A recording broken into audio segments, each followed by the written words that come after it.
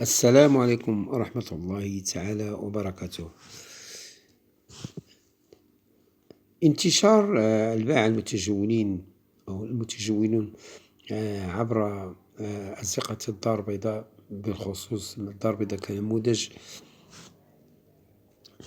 يتكاثرون خاصة هذه الأيام. ظهرت فاكهة الكاكي وهي موضوعنا اليوم. عند حصاده يكون الكاكي عبارة عن فاكهة صغيرة مستديرة، ذلك ذات قشرة ناعمة، يختلف لونها من الأحمر إلى البرتقالي. يزن الكاكي ما بين 150 و 400 جرام في المتوسط.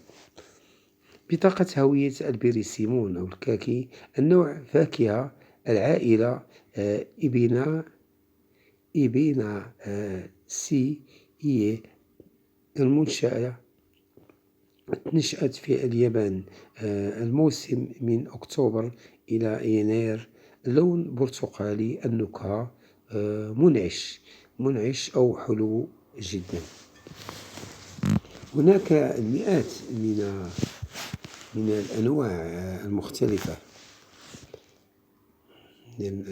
المختلفة من البرسيمون، ولكن يمكن تصنيفها إلى فئتين رئيسيتين: البرسيمون الآسيوي أو الكاكي الآسيوي، أو البرسيمون الأمريكي، وهو نوع أصغر سنا. النوعان الآسيويان الأكثر شعبية هما هاشيا وفويو، وهما بحجم الطماطم.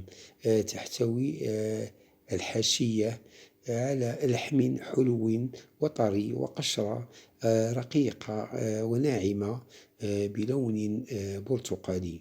يجب أن يؤكل عندما يكون ناضجا جدا ولينا جدا، وإلا إنه غير صالح للأكل.